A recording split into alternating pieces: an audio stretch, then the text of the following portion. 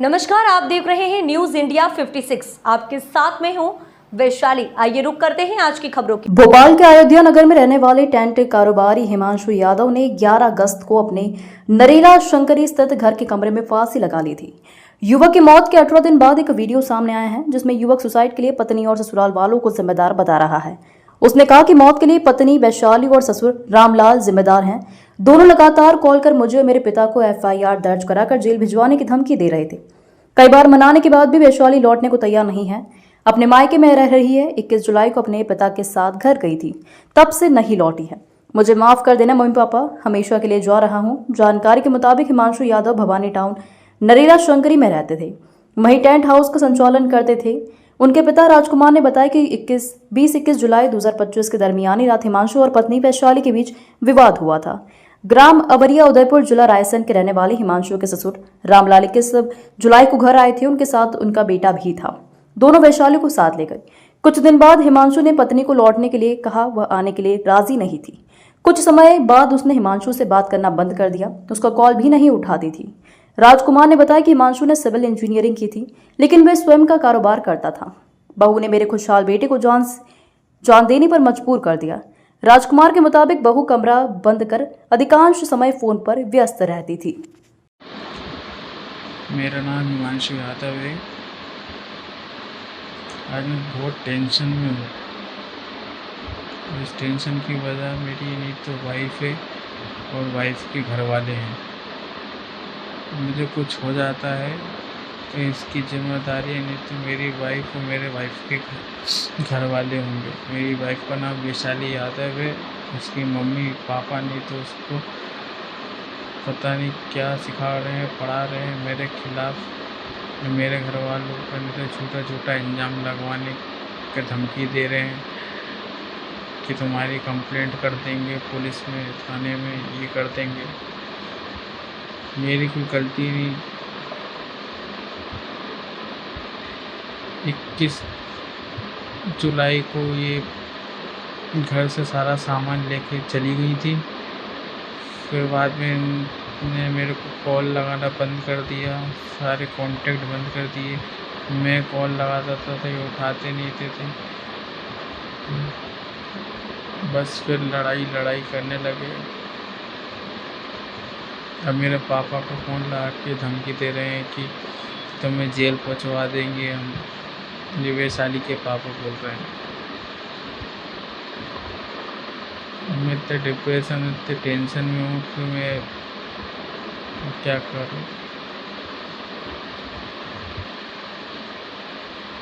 पापा मुझे माफ़ करना नहीं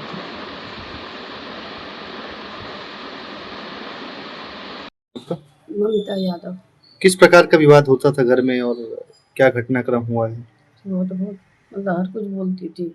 क्या बोलती इसलिए थी? अपन उसकी वजह से मुँह नहीं लगते थे कि चलो यार अपन फैमिली में इधर है तो महिला पड़ोसी कुछ बोलेगी, अनशन बोलती थी। कुछ विवाद भी हुआ आपसे या किसी से विवाद घर में होता था? हाँ, हम लोग से मतलब बहुत मुँह चलाती थी और कोई ऐसा के लड़ने में बहुत बोलती थी। नाम बता दीजिए अपना। मेरा नाम राजकुमार यादव है। कहाँ के निवासी हैं? मैं भवानी टाउन नरेला जोड़ का निवासी हूँ। क्या था पूरा मामला, क्या घटना घटी आपके? पूरा मामला ये था कि जब से शादी की हमने छोटे वाले बेटे की, हिमांशु यादव की, जब से 2-4 महीने तो ठीक ठाक रही। इसके बाद बहुत परेशान करने लगी हुई। कौन? बहू, छोटी वाली बहू। क्या नाम था उसका? उसका नाम था वैशाली यादव। वो इतना परेशान करने लगी कि कभी भी लड़के से पैसे छुड़ा ले जाए। वो टेंट का काम करता था, पैसे आते थे जेब में रखे रहता था, पैसे ले जाए। धमकी देती थी, हम लोगों को धमकी दी थी, सब परिवार को। और कहती थी कि तुम्हें उसमें फंसवा दूंगी, दहेज प्रथा में फंसवा दूंगी। हम लोग डर गए थोड़ा सा और सोचा भी मैंने कि बच्ची है, थोड़ा सा आज नहीं तो कल सीख जाएगी, माहौल में मिल जाएगी। तो आखिर में वो अभी 1 महीने यहाँ रहती थी, 2-3 महीने वहाँ रहती थी। बस इसके बाद में अभी गई तो आई नहीं। और लड़के का बहुत टार्चर करती थी, उसके घर वाले करते थे, माँ बाप मतलब दोनों माता पिता और किस बहू को- प्रकार से टॉर्चर करते थे? मतलब उसको कहते थे तुम्हारे माँ बाप को पूरी फैमिली को फंसवा देंगे, बार बार एक ही चीज कहते थे, काहे में फंसवा देंगे? दहेज प्रथा में फंसवा देंगे, अलग रहो, मतलब हिस्सा लो, ये मतलब ये था थोड़ा सा, इतना परेशान कर रही थी कि वो अभी गई, उसे हमने खबर भी की कि मेरे बड़े भाई की बहू खत्म हो गई थी 21 तारीख को गई वो, और 22 तारीख को खत्म हुआ। फोन भी लगाया था, फिर भी नहीं आई वो। मिसेस ने फोन लगाया कि आ जाओ घर में बड़े भैया की बहू खत्म हो गई, फिर भी नहीं आई। होता था वो तो, अब मियाँ बीवी में भयंकर विवाद होता था, हमसे तो फोन पे बात ही नहीं करती थी वो, हम फोन लगाते तो फोन नहीं उठाती थी। कहाँ बात करती थी वो? और वो सुबह से और शाम तक अपना कमरा बंद कर लेती थी, फोन पे कहाँ बात कर रही है हम पूछते तो लड़ती थी वो।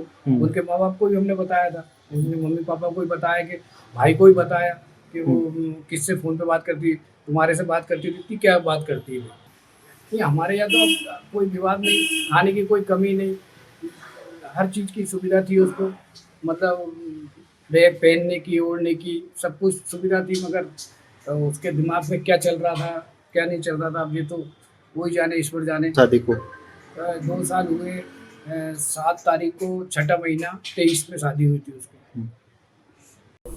सर, ट्रेन कारोबारी हिमांशु यादव आत्महत्या मामले में 18 दिन बाद एक वीडियो वायरल हुआ है, जिसमें वो खुद कहते हुए दिखाई दे रहा है कि उसकी सास, ससुर और पत्नी को प्रताड़ित करते थे। ये थाना अयोध्या नगर की घटना है। इसमें एक मर्ग कायम हुआ था, जिसमें एक हिमांशु यादव नामक व्यक्ति द्वारा सुसाइड किया गया था। इसमें मर्ग जांच में इसमें इन्वेस्टिगेशन किया जा रहा है, जो भी विधि सम्मत कार्रवाई इसमें की जा रही है।